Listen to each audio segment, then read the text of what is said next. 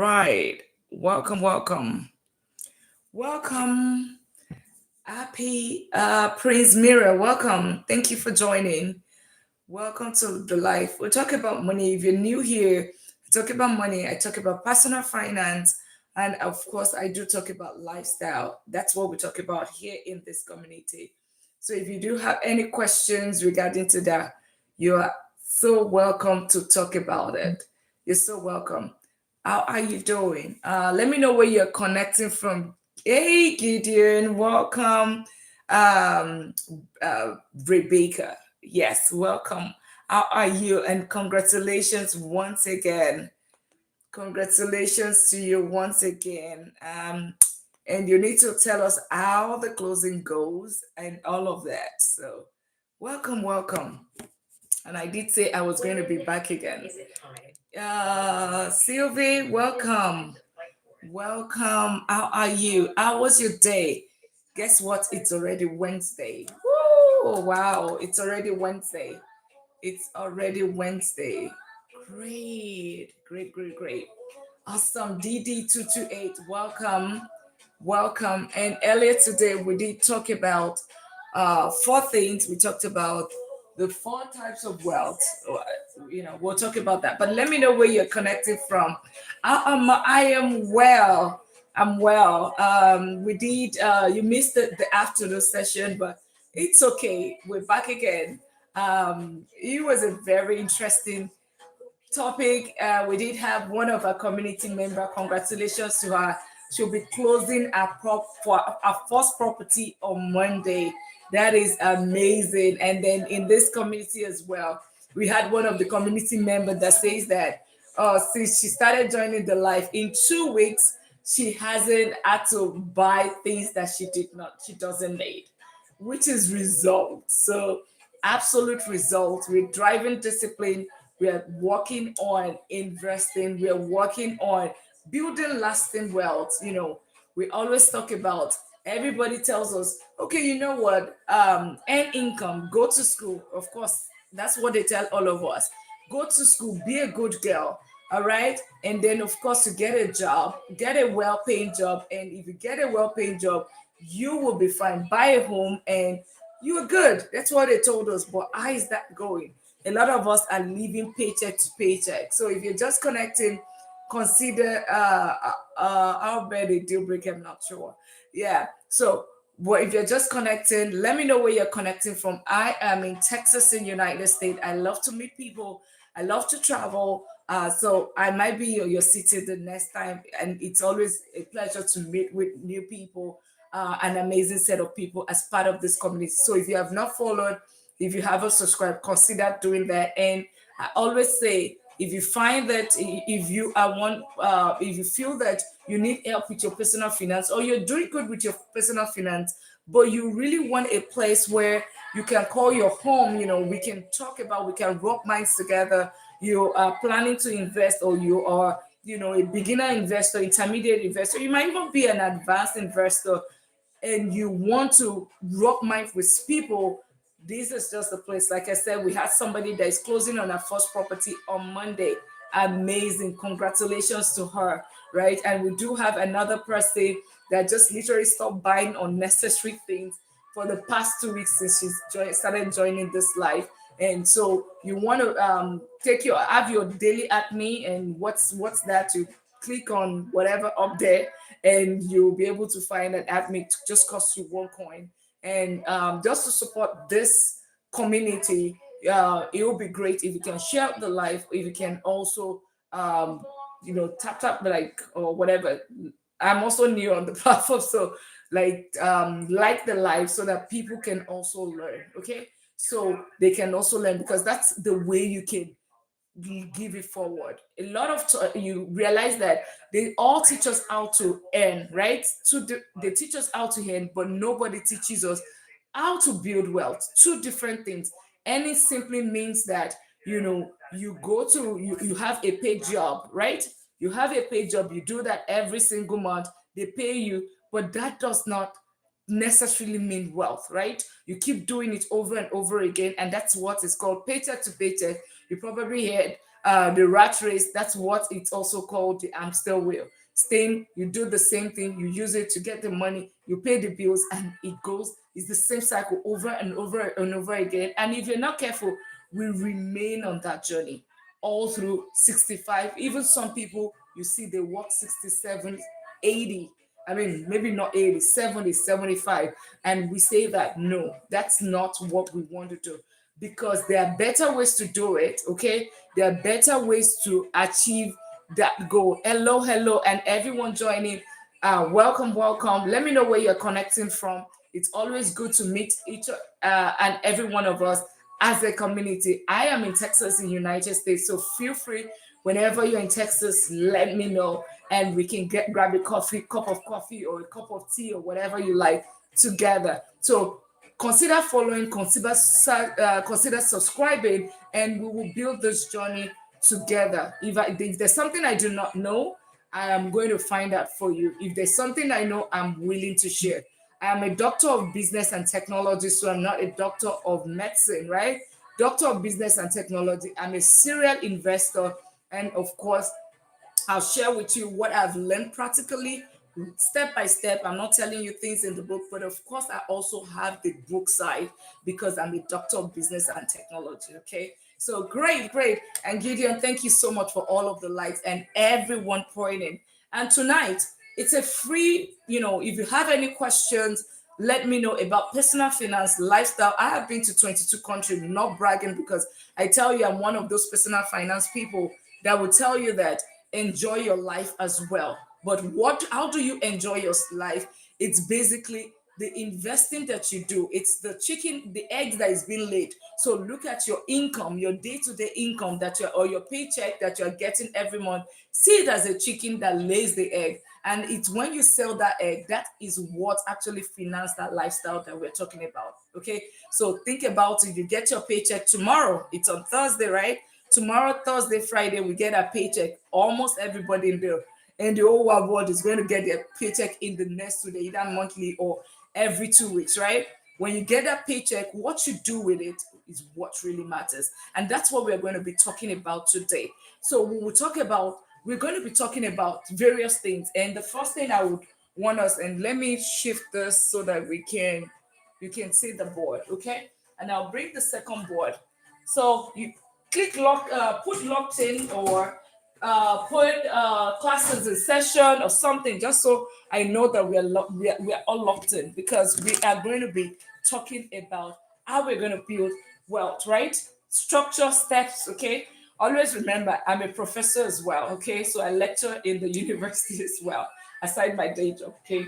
So that's why you have the board, and we will teach so that you can always capture things.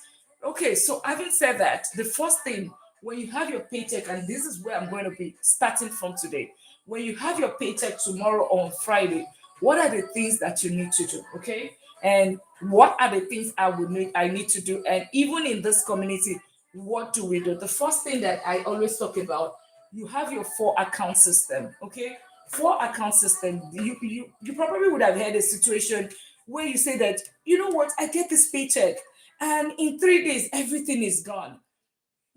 That sounds familiar, right? You get this paycheck, it's like, I don't know what's going on with this money, right? Yes, it's not your fault, okay? It's not like you're not doing well. You are doing okay. You might even be earning 200,000. You might be earning 150,000. Trust me, it's still the same scenario with every other person. But what's going to help you? The 4 account system, because we have a lot to cover, so I'm going to go as quickly as possible, coming with priority, then ending it with your why, right? The first thing, when you get your paycheck tomorrow or on Friday, okay, the first thing that I want us to do is, everybody has this one account, right? One account, which is your income account, right? Where your salary goes to, your checking account with Bank of America, Chase, or Wells Fargo, you have that account, right? All right. So if you have that account, that's always think, a lot of times what happens is that when you have this account, we always see that account as the alpha and omega. That's where your income goes. At the same time, that's the same account that your expense goes to. That's the same account that feeds everything. You know everything. And the reason why you just realize that your money is just everywhere is just because it doesn't have structure, right? It doesn't necessarily mean that you are not earning enough.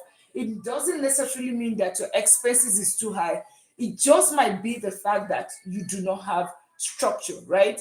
And when you don't give your money direction, you don't give your money structure, you just realize that everything will just be totally messed up. Okay. So think about it. You have your income in one account, and typically it's Chase, Wells Fargo, and okay, give me 1 second. Somebody asked the question: what are your thoughts on putting assets into 501c3 if you have money already? 501c, what's that? Can you, I do not put money in 501c. I'm not even sure what that is. So it might be some other level. Okay. So I will tell you where I put my money in. Okay. And we will get into that later. Right. But if you can elaborate what you mean by 501c, or I can just check on Google and see what that is. I tell you exactly what I do and exactly what has worked for me to get to the millionaire status. Okay. So having non-profit organization like churches or foundation to protect assets. Oh yeah. Okay. Yeah. So that's another. Yeah. People put, you can actually do that, but that's like some tax benefit, right? You want to get some tax deduction. And of course, if you put money in there, it's good that you put in an NGO for personal self, but you can also put it for tax deductions and tax benefit, right? People can do it, it's all that works for you. But aside that, the other strategy I use is real estate, which is going to be, if your goal is to have like a tax haven, or call it tax, to have tax advantage and tax benefit, you can do the NGO thing, because you are convinced you want to do that and you are sincerely giving. However, you can also do the same thing using real estate and almost achieve the same thing, and still having that asset with you. If that's, if it's the taxes part that you're trying to, because I'm trying to understand what you want to achieve. You can be a giver, which is fantastic, right? But at the same time, I like your real estate idea, but protect from government. Yes, absolutely. That's the same thing. It's the same thing. That's accelerated depreciation. If you've heard about that in the big beautiful bill, accelerated depreciation is one way, and of course all those deduction in the real estate and all of those, the taxes and property tax, all of those, insurance and all of that is what goes into, that you can claim against your W2. So definitely you can use that. I mean, if your strategy is for taxes and all of that. But I hope that answers your question, by the way. So, but when we get a paycheck, what do we do? So first of all, that income, that singular account that you have, it's for what? It's for distribution. Call it a distribution center. It's not supposed to be that one single account that does everything. It's just a distribution center. And you listen and you'll be like, okay, what do you mean by distribution center? That singular income account, what do you do with it? The number one thing that I always do is, you need to first of all have your emergency fund, right? Emergency fund in your IU savings account give you 3 to 5%, because here every dollar must work. Every dollar has an assignment. Just always remember that. So why is your emergency fund important? The emergency fund is very important because, let's assume, I mean, we pray it never happens, but let's assume this income is not there. I mean, something happens and it stopped all of a sudden. You know that you can still take care of your emergencies within that period. What are emergencies, or what are your basic needs? Okay, so your utilities, your rent or mortgage, your car notes if you have a car, or your bus pass that take you to work, and of course the groceries that come with it. Because if you have a good mindset, that's when you can say, okay, you know what, this income is not there. I can re-strategize and you can move on, right? You can dust yourself up, get another job, or get another skill set, or whatever, just so you can move on with life and just like, I did not for pick yourself together. But that's why the emergency fund is important. And that's the first account that you need to have. It just helps with your peace wealth. What does peace wealth mean? It means that you can sleep with your two eyes closed, knowing that okay, tomorrow my family can be taken care of in case of anything. My family is taken care of.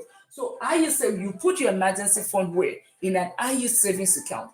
I call IU savings account beginner investing. Even though it's not technically an investment, I just call it beginner investing because it gives you 3 to 5% return, right? If you've heard about IU savings account, put one in the comment section. If you haven't, put zero, right? IU savings account is gives you 3 to 5% return every single year. So your Bank of America, Chase, or Wells Fargo probably gives you how much today? 0.01%. That's what I get from Bank of America. And on top of that, they charge me every single month. They would do, I mean, they were charging me because, of course, I sever my relationship. They were charging maintenance fee, even understanding that my money is not there. They used it as a loan to other people, getting 27%, getting 12%, or 11%. So what do I do? These are solid banks like, a Capital One. Everybody knows a Capital One, okay? And I know that there are people in other countries that are here. Always ask what are the other options you have within your country, right? That would suffice for this as well. High yield savings account. That's high yield savings account. It gives 3 to 5%. So to bring it to perspective, if you put $10,000 begin on the 1st of January 2026, by 31st of December 2026, what you're going to get if you put it in Bank of America, Chase, or Wells Fargo, you will get $1.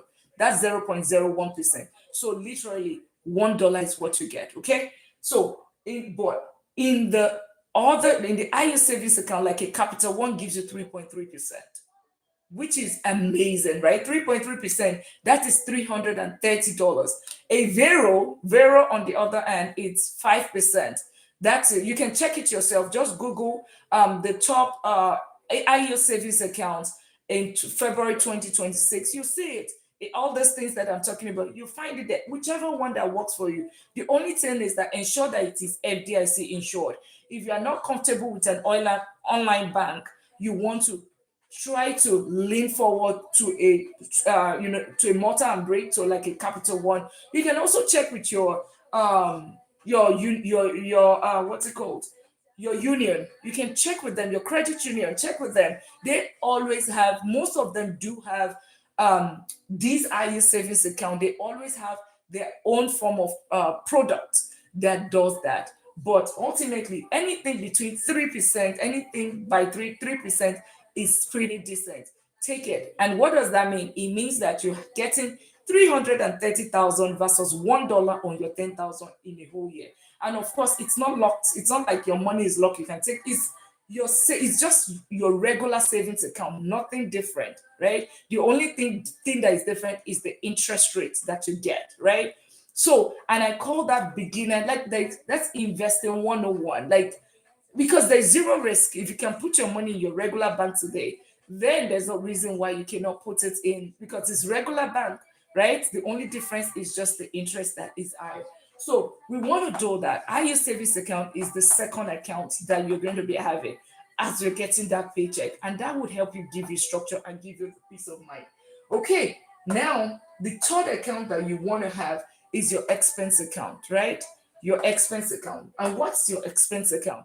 Your expense account, of course, remember we talked about emergency fund to be your utilities, your rent or your mortgage, and of course we talked about groceries, and of course your car note or your bus pass or whatever for your transportation. That those four things, your four walls, I call it your four walls, right? Your four walls. So those are the major expenses that you need to have. Okay. Remember here, I'm not talking about those big expenses, those, you want to buy a Chanel bag or you want to buy a mess. We're not talking about that here. Or you want to buy those. That's not what we're talking about. Your basic needs, not wants. That's what we're having in this expense account. And it comes straight from your income account, feeding into your IU savings account for your emergency, and then your expense account would have the other, your monthly expenses every single month. You're going to be feeding this every single month. Then lastly, you say the first one, two, three. Those are feeding your current and your emergency. It's feeding your basics. This is what is called, the first three is what is called paycheck to paycheck. And a lot of times, unfortunately, this is where everybody ends. It's just income, IU service account, and expense. That's where it ends. And this is what keeps a lot of professionals, a lot of people in a paycheck to paycheck cycle, or the hamster, remaining on the hamster wheel. Now, what is the fourth income? This is the one, the last one is the one that's going to give the generational wealth or build you wealth, right? It's what differentiates you from earning to and translate you to building wealth. Okay. So what is that account? It's called an investment account, right? If you're doing every other thing and you don't have the investment account, you would continue on that journey of you're waking up to that alarm clock that you don't like. You're waking up to go to that job every single day. And you might be like, okay, most of the time people are always saying that, okay, you know what, investing is it's hard. People are losing money. Yes, I understand. However, the fact that you're not investing, you're also losing money. Ask how, Dr. Lina, how? How is that even possible? My money is there. Inflation eats away your money every single time that you're not, every single month, every single year you're not investing. It's taking about, I think the inflation rate, we know what inflation, you can Google the inflation rate and you're wondering, so what does that mean? What does inflation mean? It means that your purchasing power, if that $100 that you have right now, it's not what you use it to buy in Walmart last year. You cannot use that same, if you take that money, you cannot buy the same thing using that money. It means that your money is losing value every single day. Okay, every single year. So how do you edge against it? Your savings account will help you with your emergency. How the other way to edge against it is to ensure that you are putting it in safe vehicle. Remember, think about what I said. Safe, okay, vehicle that would help you to grow the funds, but at the same time protect it. Okay. So I am not going to be talking about options trading here.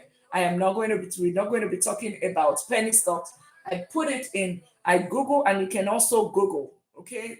One thing I always say here is um trust but verify. Okay, don't just, even on social media, if somebody's telling you, especially personal finance or health or something that requires your money or your, always trust but verify. So where do I say that we put our funds? I put it where the multimillionaire and the millionaire put their money. Where, if you Google right now, where does the wealthy, the multimillionaire and the millionaire and the billionaires, where do they put their money? If you Google it, I can tell you the first thing that's going to come out is simple ETFs or index funds, right? They are the same thing, potato. One is during the day, like you can trade it like stock. The other is by the end of the month, right? I mean, the end of day closing, when it's settled, that is when. So what does that simple? It means that put it in simple ETFs. So, and a lot of time we always see that investing is difficult. It's complicated. It's us that have made it complicated. It is as simple as ABC. So you have already understood where the wealthy, the multi-million, remember, I'm not saying millionaires, right? The multi-millionaires and the billionaires. You know where they put their money. I believe you are checking right now. You know where they put their money. It's invest, but they put it in this. You will definitely also get the same result. Thank you all for sharing the live, and thank you all for the likes. Okay, so having understood that you're going to, with taking our money, we put in simple ETFs. Like, and what are ETFs? You are wondering, Dr. Lina, so what are ETFs, right? ETFs are simple, it's simply put, you're buying a part of a company. So you like, I mean, everybody talks about Amazon. Every one of us probably knows Amazon, right? Amazon, you're wondering, okay, how can I be part of the owners of Amazon? Okay, being an owner of Amazon, you can, with your $50, $100, 1,000, 10,000, even though Amazon is worth millions of dollars, right? You can buy a portion, a tiny bit of Amazon, right? You can buy that. However, when it comes to ETF, you are not just buying Amazon a little bit. So you want to invest $1,000. That your $1,000 is not just buying Amazon, is a whole bouquet of Amazon, Nvidia, all of you can put in the comments any of those companies that you are interested in. Meta, Google, all of those. Imagine that in one basket, and if you, as you're investing your money, you're getting one of it. Your $100 or your $1,000 is buying all of those in one bouquet. 500 of the top 500 companies in America. Simply put, S&P 500. That is one. S&P 500. So if you invest $1,000, your $1,000 is your $1,000 covers 500 top companies in America. Amazing. What does this help you to do? You can also go set it. How much has this returned in the past 10, 20, average in the past 30 years? You would see that it has returned between 8 to 12%. So, what does that mean? It means that it's not going to get to your turn and all of a sudden it becomes something else. So, does investing become difficult then? It's simple. It means that just do exactly what has worked. The trend, if when they asked Warren Buffett, who is the lord of investing, pretty old right now, successful in investing, when they asked him, where should we invest our money? He did say from the interview, he said simple index fund, simple ETFs. So it's just simple. We have established that the multimillionaires and the billionaires put money in ETFs and index funds, right?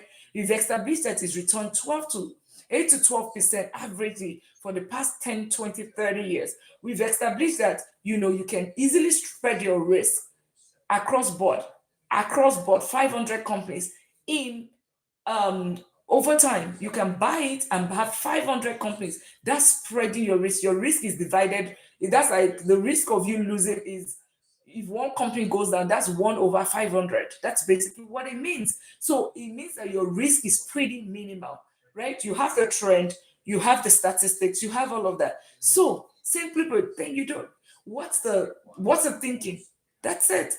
Take action. So that's the next account that you have, your investment account, okay? And that's what you put in there. And you wonder, okay, so how do I know the next question, right? So how do I do this investing? Because I've talked about IE savings account. I've talked about your normal bank account, which is should we buy REIT? Yes, absolutely.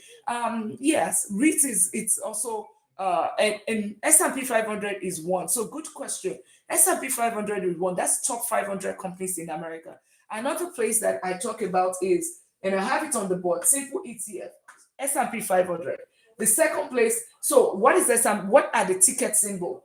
That we have IVV. So they're still the same thing. So when you see the ticket symbol like IVV, VO, SPY, they're almost the same thing. It's just the brokerage firm that is different. Like the VOO is for Vanguard, but it still has the top 500 companies.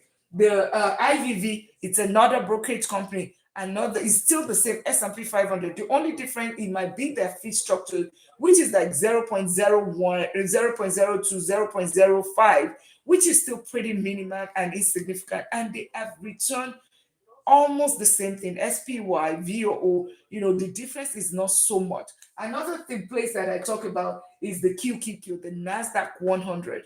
The NASDAQ 100. What is NASDAQ 100? Oh, it's basically the top technology companies, 100 technology company in America, simply put.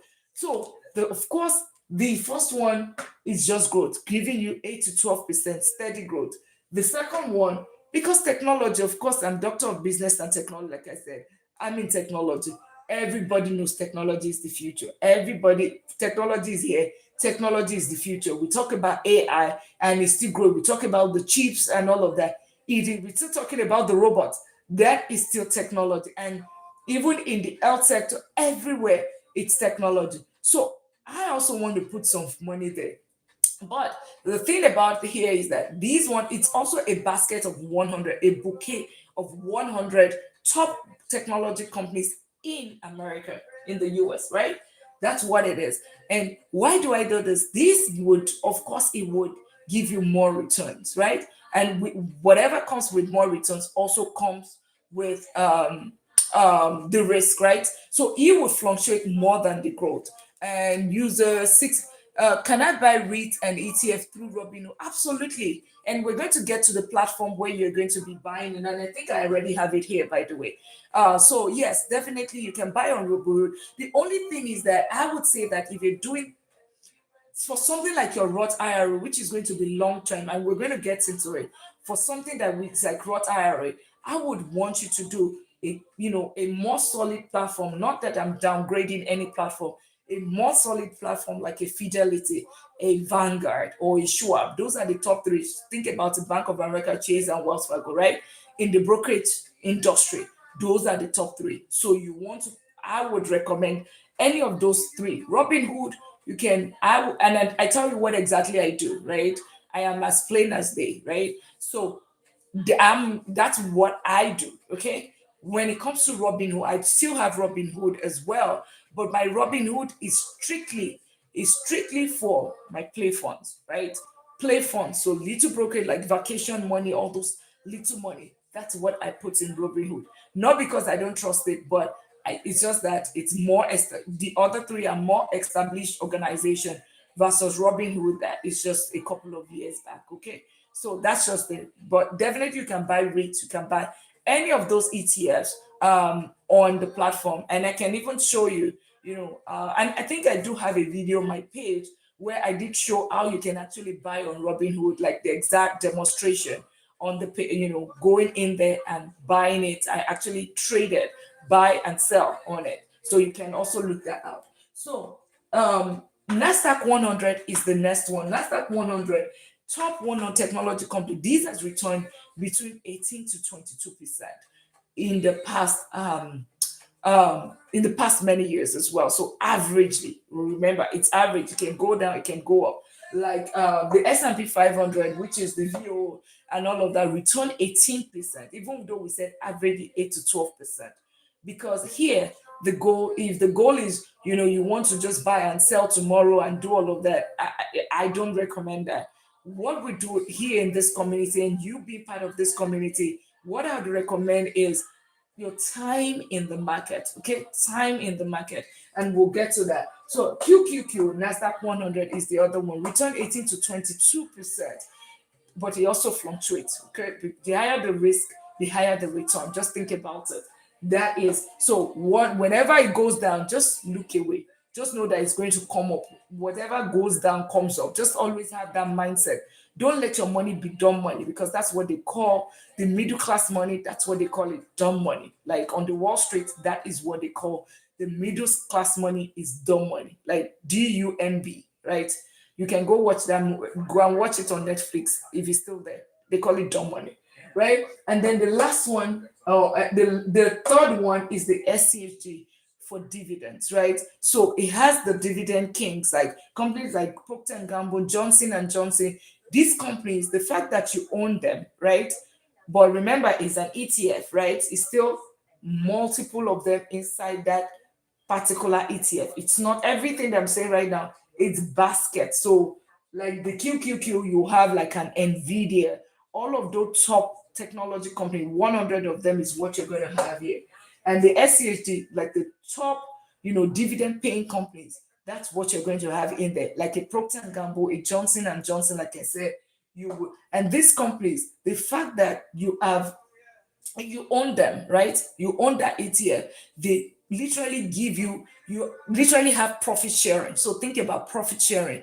You literally have profit sharing anytime they do profit sharing, you're getting it every year or every month or every quarter, depending on the return. So what do you do whenever you get that return? Think about when you buy this ETF, it's the chicken, right? It lays the eggs. Then the eggs, or it's a seed. The seed germinates. It now has fruits. The fruit goes, it falls off and it dies. Then it germinates again. So you reinvest it. Just think about it that way. You invest it, it keeps growing, right? So that is the beauty of this. And you can always take cash flow here as well. So whenever it returns money, you can always take some cash and just say, you know what, enjoy your life, right? Because of course it's not you working, it's your money working for you. Okay, money working for you. But for these, you would need to sell them to be able to get your money, right? And the last thing that my friend user raised was REIT. REIT is the ETF for real estate. Okay. I personally, I do not put REIT in my portfolio because I'm very heavy on actually the traditional real estate investing. So like the buy property, rent it in, of course, rinse and repeat and do all of that. It's another part of things that I talk about because that is wealth building. That particular thing right there, there's no reason why anyone should not. Don't let any there's a reason why institutions are buying it. You probably would have heard that BlackRock is buying properties day by day. Okay, they're buying properties day by day, and they're telling people keep renting and all of that. It's just a myth. It's just ways of confusing the middle class, right? So, but let's not get into that. A REIT is ETF for real estate, just like the other ones. It would, but it's just like you're buying basket or it's a bouquet that has the top real estate investing companies where you can also share out of that. So if you don't want the headache that comes or the discussions that comes with tenants and all of that, you simply invest in REIT. And then why is all of this very important? Why should I know? Why did I not just say put everything in S&P 500? And thank you everyone for all of the follows. Thank you for the likes, and thank you all for sharing the live because it helps some other people. I know we are all locked in, but as we are locked in, can we also get to like and share the live so that some other people can learn as well? So the reason why I say put the money in these this is instead of one, right? Is what? It's diversification. There's something called diversification. You want to diversify your risk, you want to spread your risk, right? So imagine if the growth is not doing okay. There are times when, somebody just wake on the wrong side of the bed and the stock market gets to tank because of that. You the what's it called Nasdaq 100 might be going up, right? That might be okay, but the growth might just go down. And the same thing, dividends. The SCHD is typically most of my money is SCHD, but what are your thoughts about SRP, SRP? Now we are talking about cryptocurrency. That's not what I like to put my money, right? Cryptocurrency, if I want to do anything at all, would just be Bitcoin. I don't, because like personally, I lost over $100,000 years ago in the stock market. And since then, I stopped doing anything that is risky. I stopped doing things, penny stock, all those options training. Hey, Mrs. Foxy, how are you? Welcome here. I trade I do not do anything that I do not understand because I did my research. Like I said, where does the wealthy, the multimillionaire, not the millionaires, multimillionaires and the billionaires, where do they put their money? And you can do that research yourself. You will see what is number one, what is number two. Number one, I can tell you, and please put in the comment if I'm wrong, right? Go search it right now. Put in the comments if I'm wrong. Number one that you would see there is simple ETFs and index fund. Number two that you see is what? It's basically real estate. And I would take those ones and I would build it based off of that because I've seen that it's worked for other people. I've tried other strategies, I've lost money, and then I want to walk in the path of the people that have done it successfully well. So that's why I don't do that. But Bitcoin, yes, it looks like something that is solid, but you have to be able to swallow it. But REITs is investing in commercial real estate such as Walmart, Target, Best Buy. Best Buy. This is best. It's a mix of everything. It's a mix, right? Because you're talking about commercial investing, right? It has commercial investing. Remember, commercial. There's the real one, the one that you're talking about, like businesses. Commercial, having apartment complex is also commercial, right? Those are having retail outlets. Those are the ones that those are also commercial. So it depends on what that company we have multiple companies. It's not just one company under it, right? There are multiple companies under it. It depends on their area of specialty. So that's why we can't say that REIT is just, oh, it's just commercial. No, it's not. It's a mix of, because every company that is there has their own area of specialty. There are ones that, okay, it's for, office spaces. Now we have things where people work remotely, and then you can go into this office. There are ones that do that. There are some of them that it's just for apartment complexes. There's some of them, it's even syndication, like people bringing money and they form it as a company. So you cannot, it's just like there's so many like Amazon does. Amazon has cloud. Amazon has the regular business. It has, so just look at it that way. Yeah. The reason why I own some of this crypto is because they have partnership with banks. And well, yeah, I mean, if it works for you, like I said, it's a good thing if it works for you. But I share in this community what we get to do or what I talk about. I wouldn't want to mislead anyone because I am not putting my money there. I'm basically telling you where I put my money. I see it working, and I'm just basically sharing it. And of course, I have done the research, but let me know how that goes, by the way. Companies like FedEx, Google, PNC, and Bank of America, well, yeah, you know, um, you can put it there. I mean, but because we have larger people, a lot of people that are depending on the age, because here I have older people, I have medium age people. So it has to be something that I know that I am comfortable with. I would not, if somebody is 20, if I'm talking with college kids, or we're talking with younger kids, and I'm not, I'm not saying this, to bring any age group down. I'm just saying that they have the number of years ahead, right? They have the number of years, but some people don't have that number of years. We have people here that are over 50. We have people in their 60s that they are just basically, they want stability. I want stability, and that's what has worked for me. Okay. So crypto is very, like you rightly said, yes, crypto is very volatile and risky. Like right now, even Bitcoin, as strong as it is, it's dropped all the way from 120,000 to right now is at 64,000, right? So imagine this is when somebody is about retiring or trying to take financial freedom, and then you lost half of your income, right? And SRP is not even as solid as that, right? But fair enough, if you have the time in the market, right? You can definitely do that. But awesome input. So the other thing that I wanted to talk about, as we're talking about this, you'll be like, okay, so Dr. Lina, where do I put this? You have talked about it. Now I know that I'm convinced that I should put my money in ETF and not in single stock or penny stock or options trading. I'm even glad that nobody's talking about options trading here.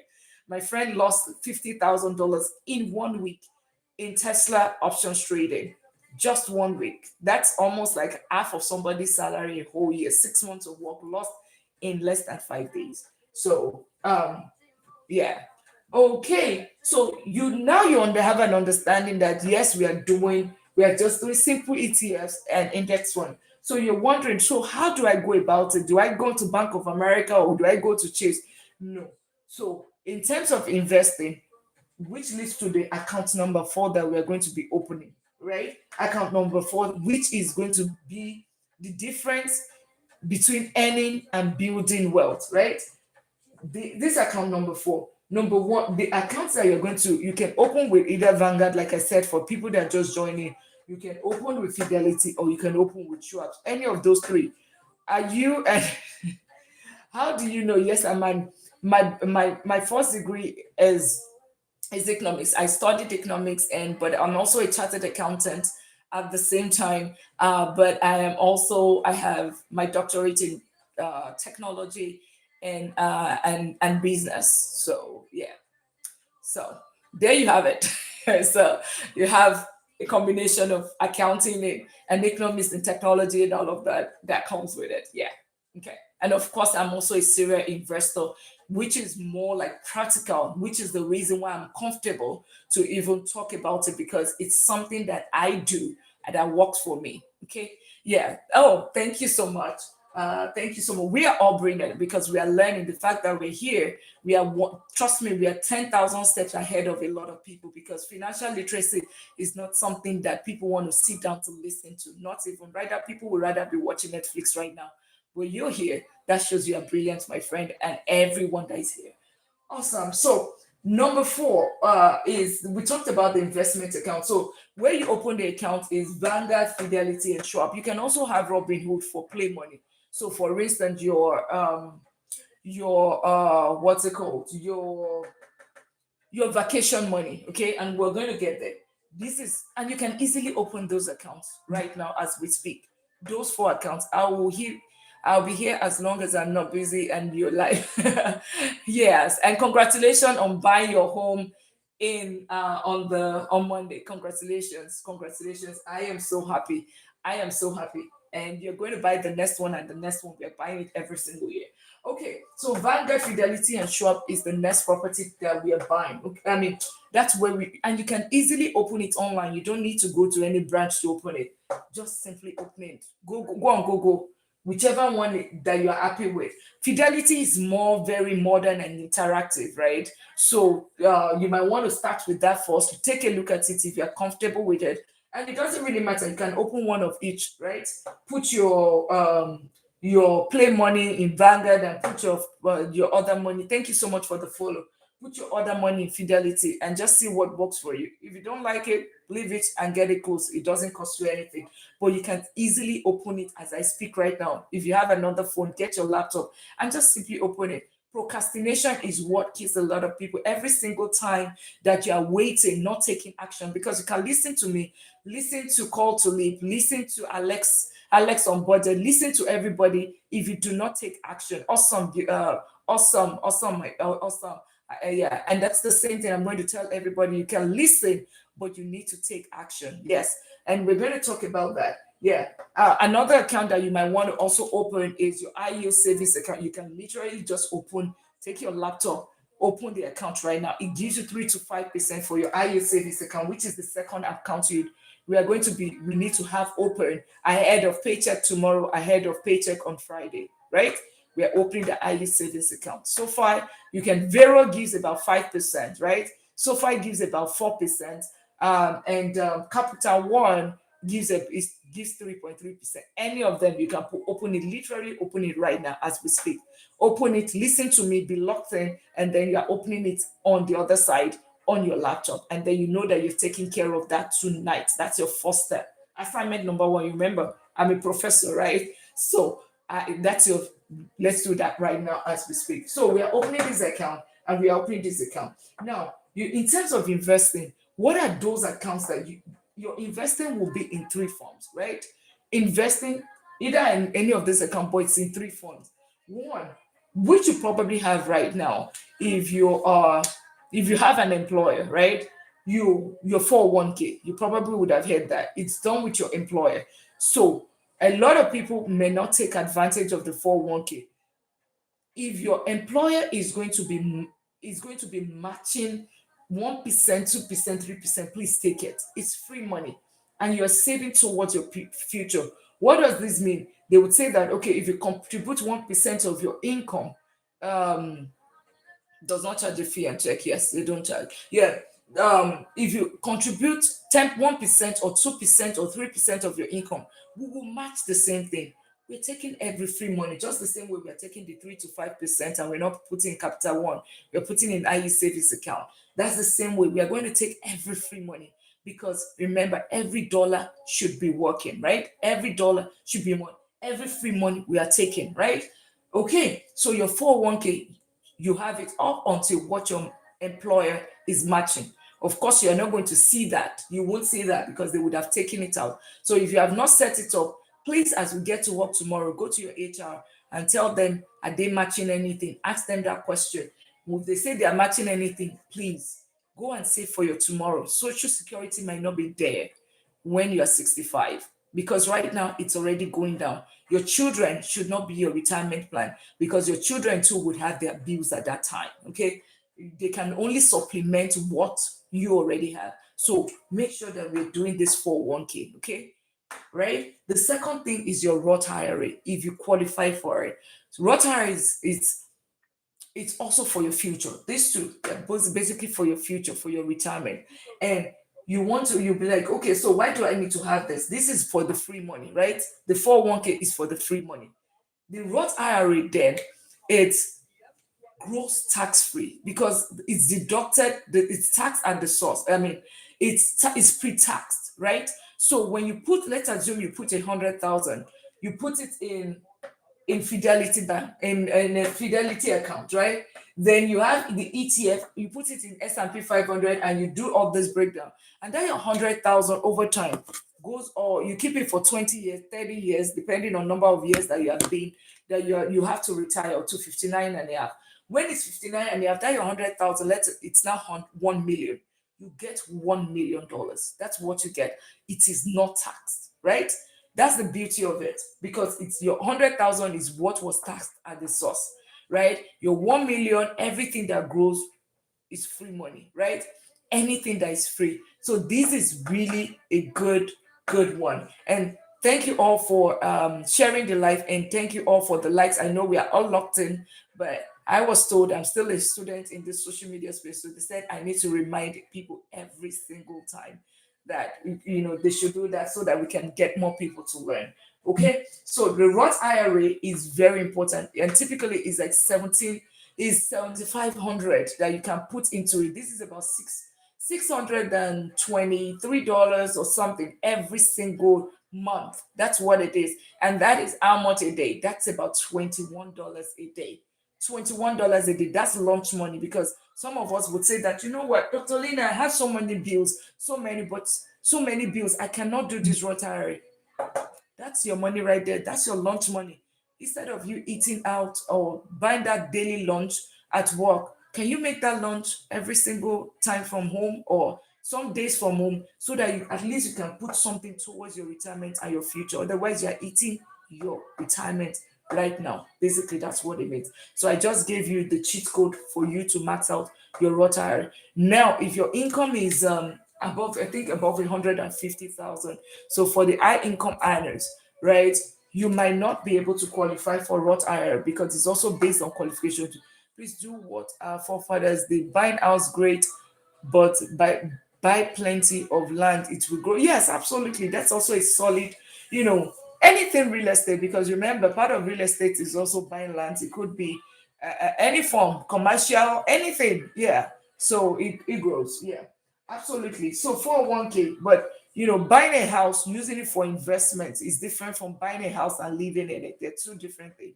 When you live in a house, it's not I mean, it's a form of you locking away money, but not exactly an investment. But when you rent it out and somebody else is paying the money, right? Paying the mortgage, and you're using the bank's money, then it's a solid investment. Okay. But definitely the land is a fantastic one as well.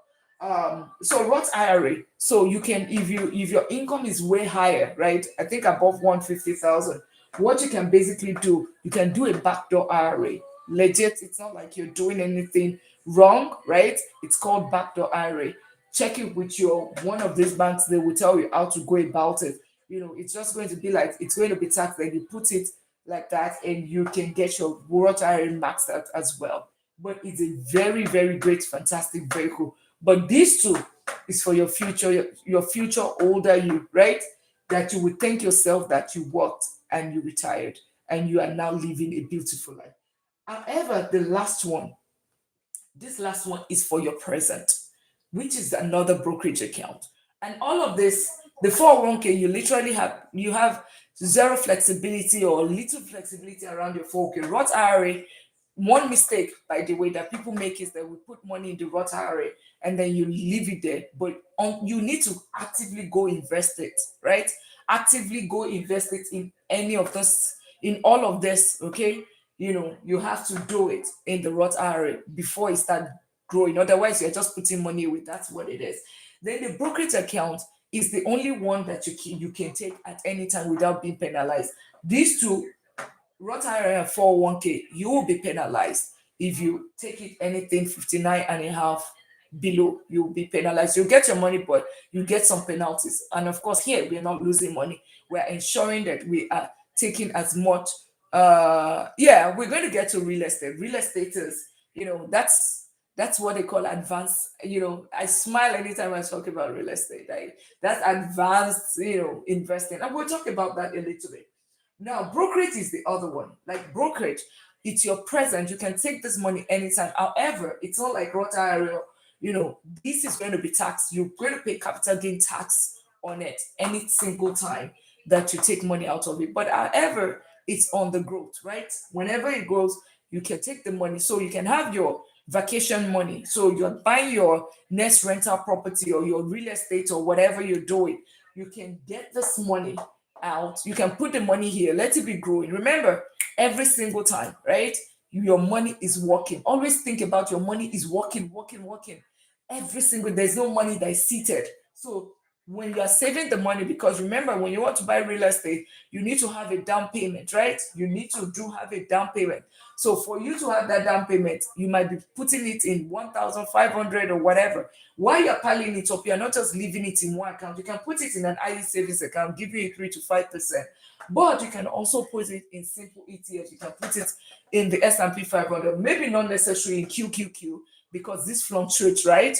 And you don't want to be in the market when you want to buy your property, you're ready to buy your property, and that's when it went down, right? So you want to, because it's less stable, but the S&P 500 is pretty more stable. Or you can also put in this one.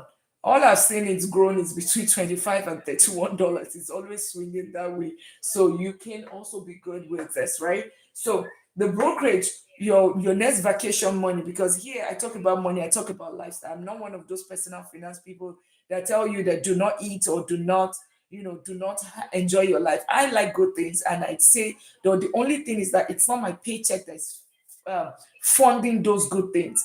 It is my investment that funds that good life that I want, right? It's called delayed gratification. Okay. So brokerage account is the other one that you need to have. And this is what is going to help you to that journey of the millionaire status. If you have all those four accounts, right? These are four accounts that as the paycheck is coming tomorrow, as the paycheck is landing on Friday, all this money, remember, these income accounts is what we have. Oh, thank you so much. Yes, thank you so much. And because we don't have these teaching in class, that's why we're here. Okay. And I'll tell you the story of how I got on social media, because before July 2025, you probably would not even see a single picture of myself. I am just so antisocial. I mean, anti-social media, right?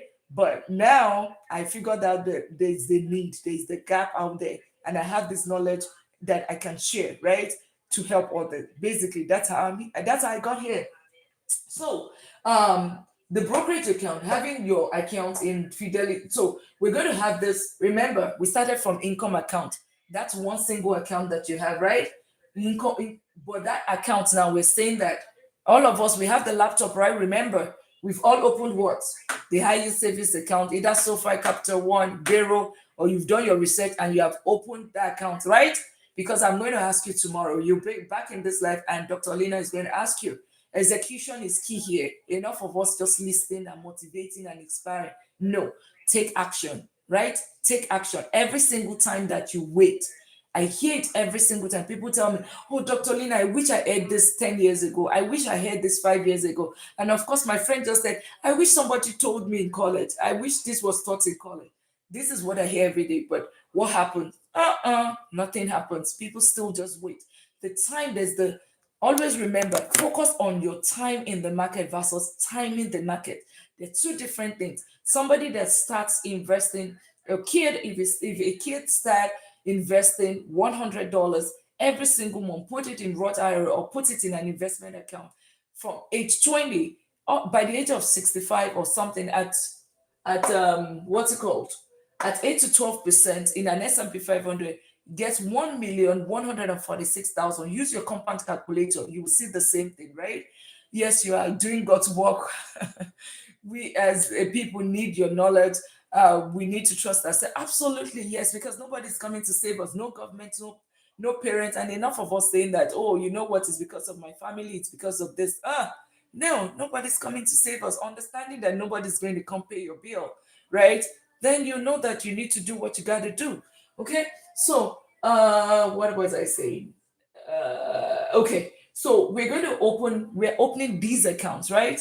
Your IE savings account, have you opened it? If you haven't, make sure that tomorrow morning, Dr. Lina, you're going to be back in this live, and doctor, you need to answer to Dr. Lina. All right.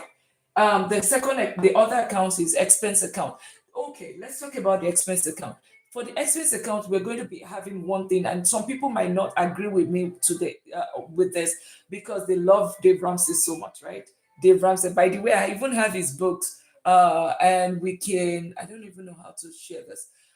You can find the little boxes, some of the books that I talk about, right? So like expense account.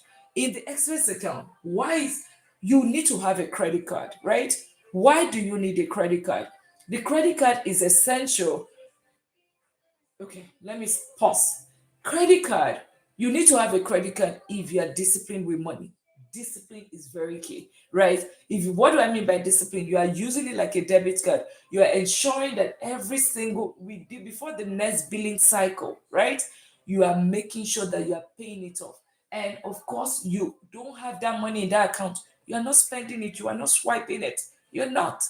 You don't have it, right? So you're not spending. So you are using it as a debit account. Then you say, "Oh, Dr. Leah, so why don't I just use my debit account?" Okay, two things or three things.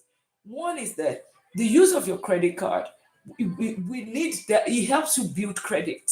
You need that credit card to finance the running part of this journey, building that wealth. You see, the real estate, that's what is going to give you speed. Every other thing that we are talking here is still child's play when it comes to investing. Real estate is real estate is the one that is going to get you there. So, and you need the credit, except you are going to be paying cash to buy that property, right?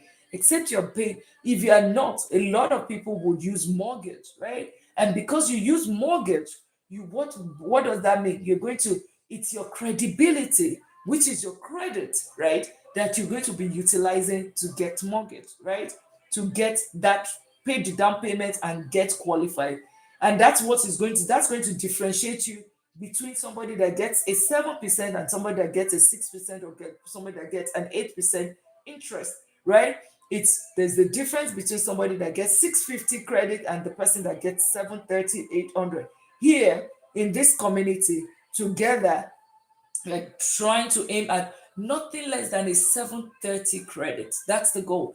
730 credit. I say this because even if I want to rent out a property to somebody, I would take somebody with a 700. This is even rental, not even purchase. Rental, I'm qualifying somebody if the person is having less than less than 700.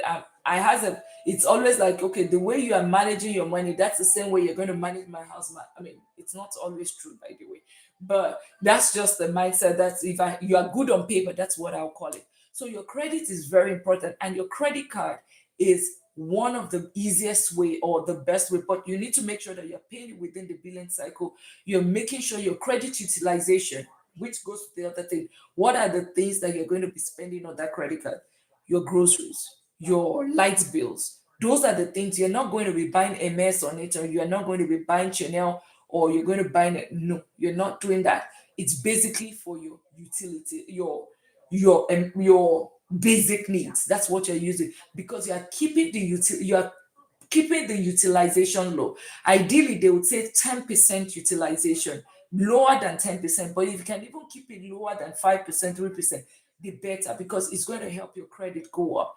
We need that credit for the next task at hand. We need the credit, okay? So that's the other reason. The second reason, I don't know.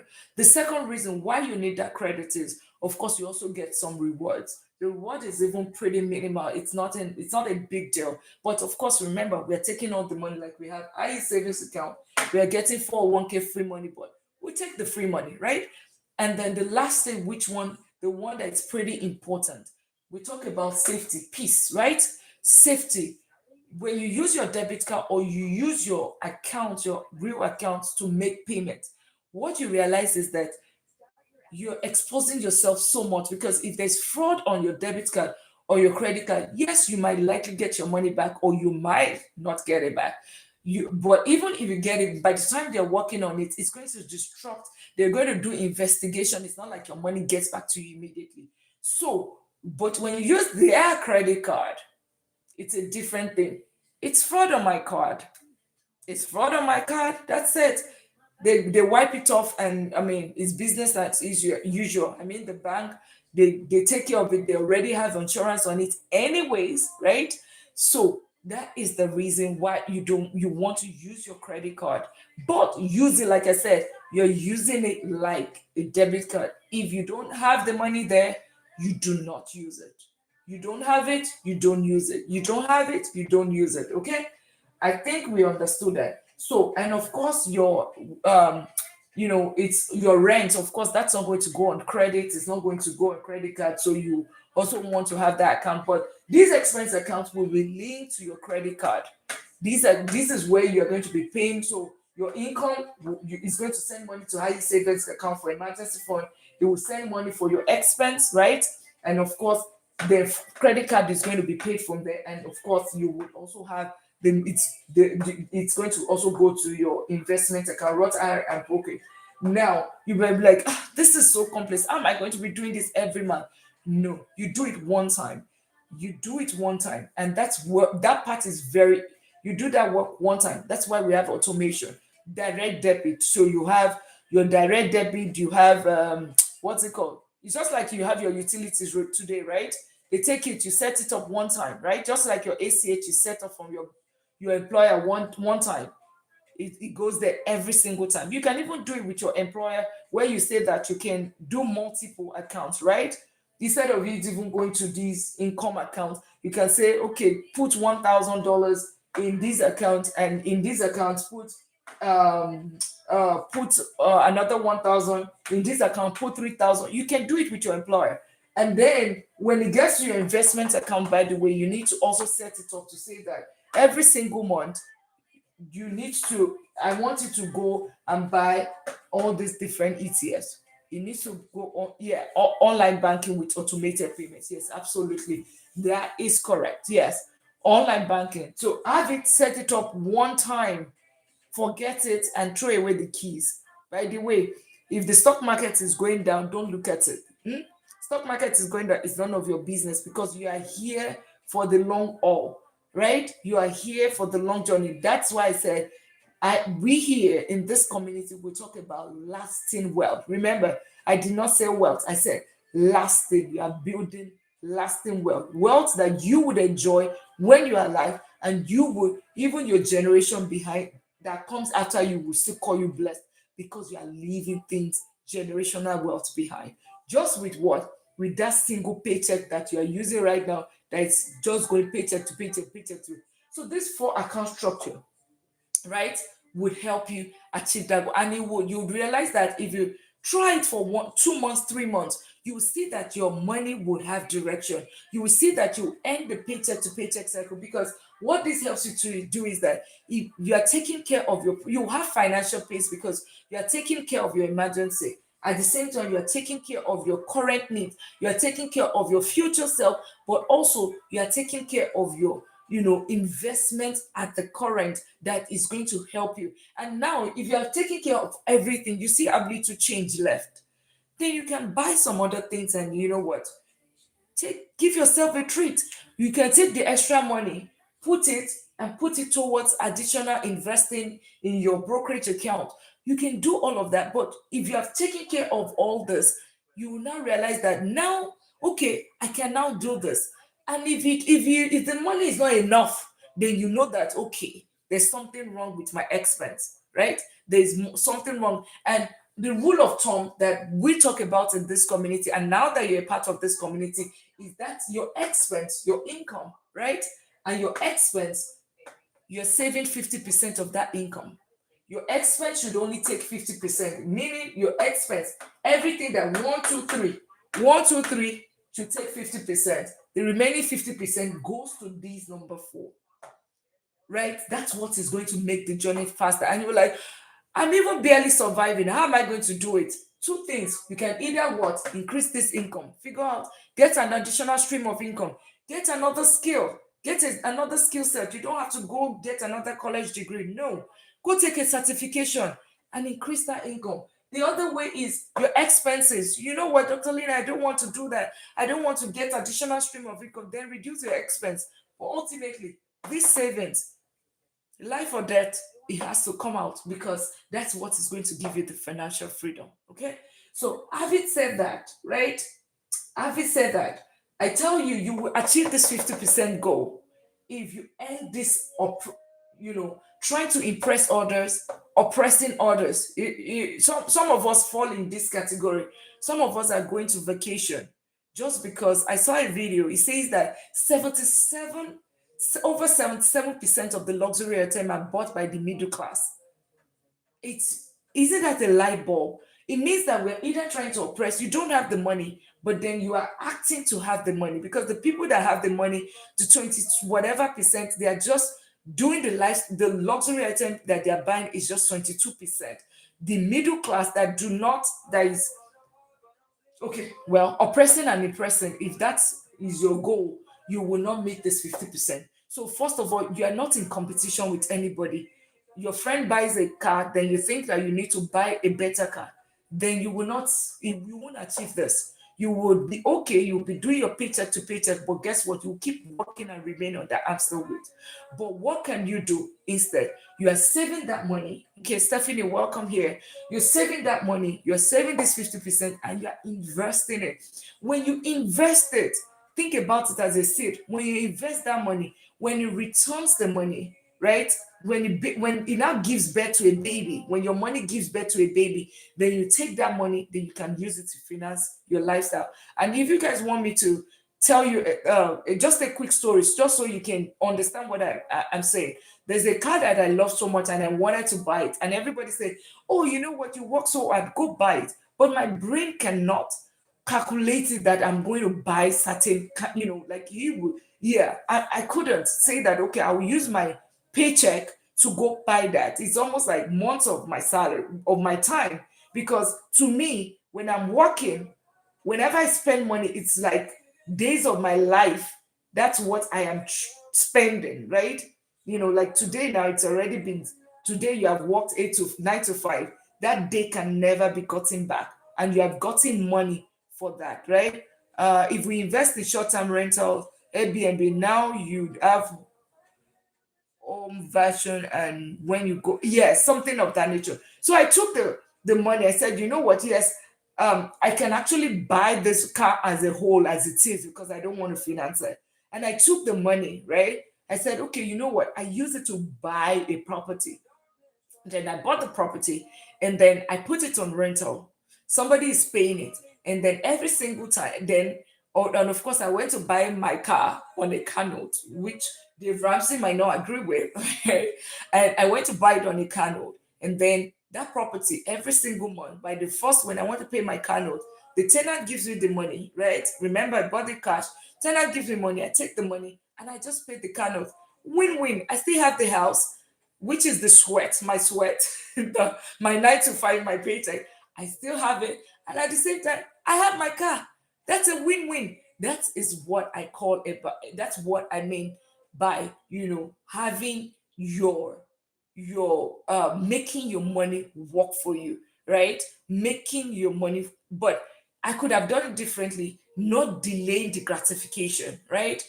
If I want it now, now, now, now, now, I want to gratify it now, now, now. There was no way I could have achieved that. No way I could have achieved that. So that's basically what and sorry, I want to put the charger. That's basically what I want to just always I tell that story so that you can be able to understand what I mean by making your money work harder than you do. So now I think we agreed on that. The four accounts that we're going to be having. These four accounts, right? And another thing that is going to help you as we're wrapping this and we can talk about real estate. So real estate is the fourth and I'm going to touch it briefly, and we can talk about it tomorrow. For those that want to learn about real estate, because I call that advanced investing. Real estate is why do I talk about real estate? I'm not a realtor. I'm a real estate investor. The two different things. Real estate investor, right? Real estate is the only asset class. See, this is beautiful. We are all locked in, right? We love this. It's increasing our money and all of that. It's beautiful. I use savings account. Beautiful. It's nothing compared to real estate. Real estate is the only asset class that would pay you in four ways. Number one, cash flow. What is cash flow? So when you buy a property, like I said, I bought a property. Let's assume that I bought it. I use the bank's money, right? I use the bank money to buy that property, and then I use the tenant's money to pay for the property, to be paying every month to pay the money, the mortgage. But guess what? There's still some change left. So the rent is $2,000, right? The mortgage is 1,500.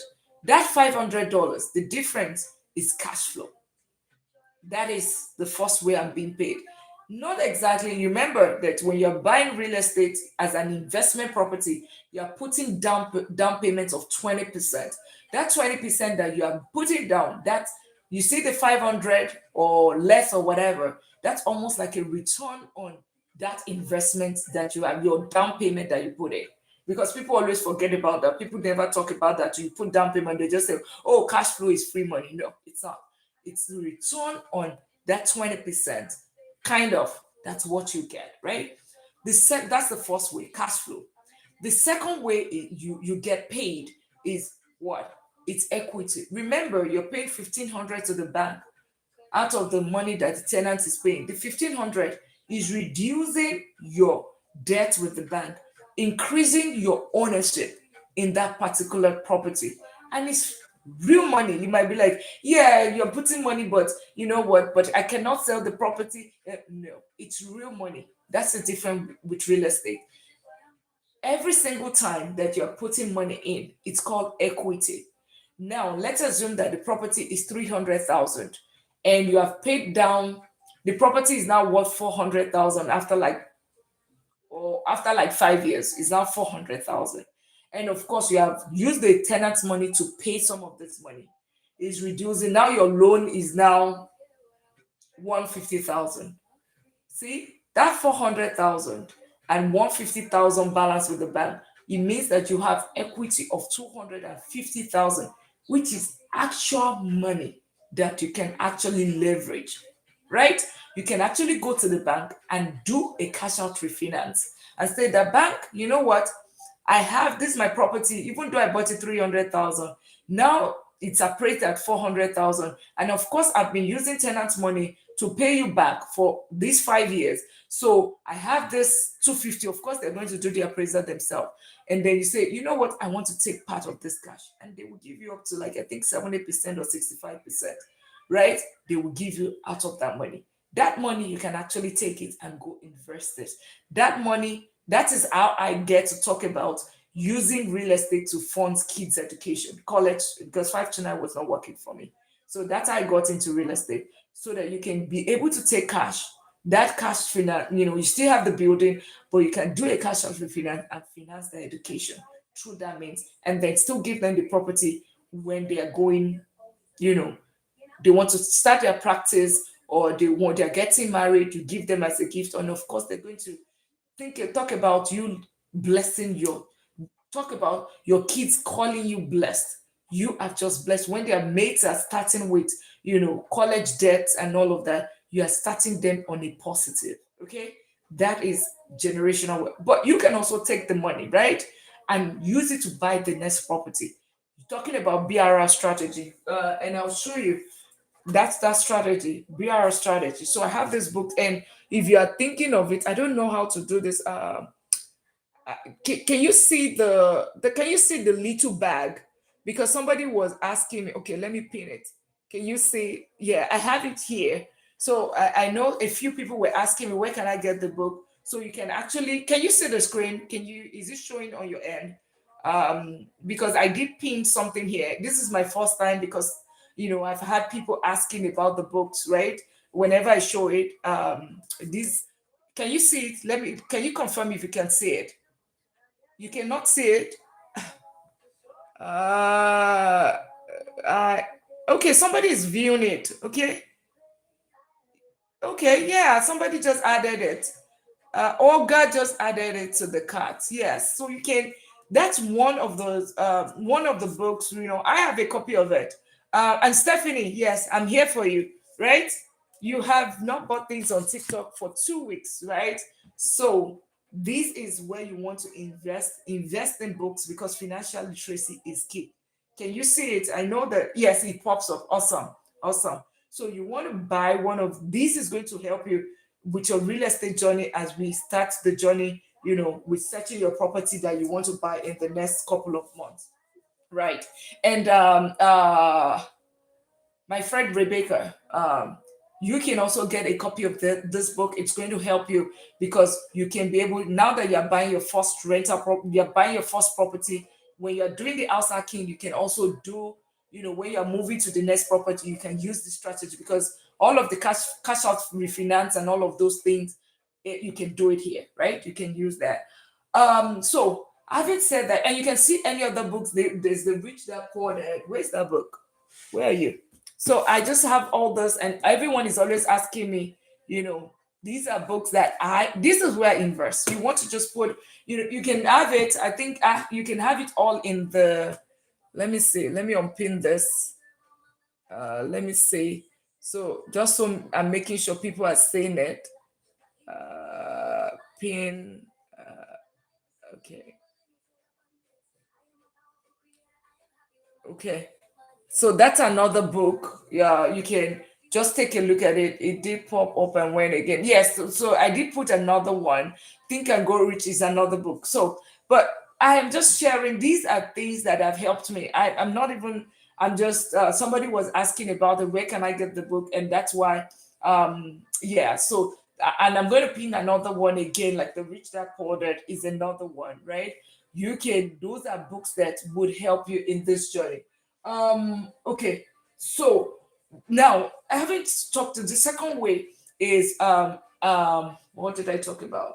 Equity. Now you can actually do cash out refinance and actually take cash, right? The other way that you can also do is you can actually do home equity line of credit. So you now have this equity there, right?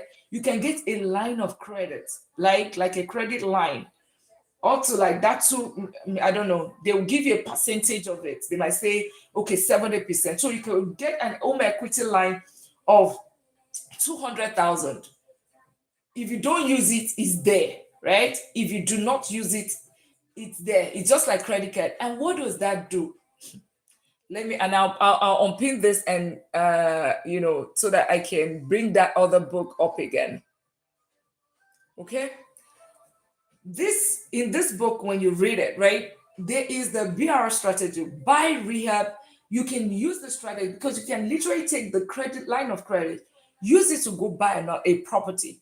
When you buy that property, right, because it's not in perfect shape, it's not at its best, you're basically you're not using the bank's money at that time, so you can use this line of credit, right, buy the property, fix it within the 30 days window, right?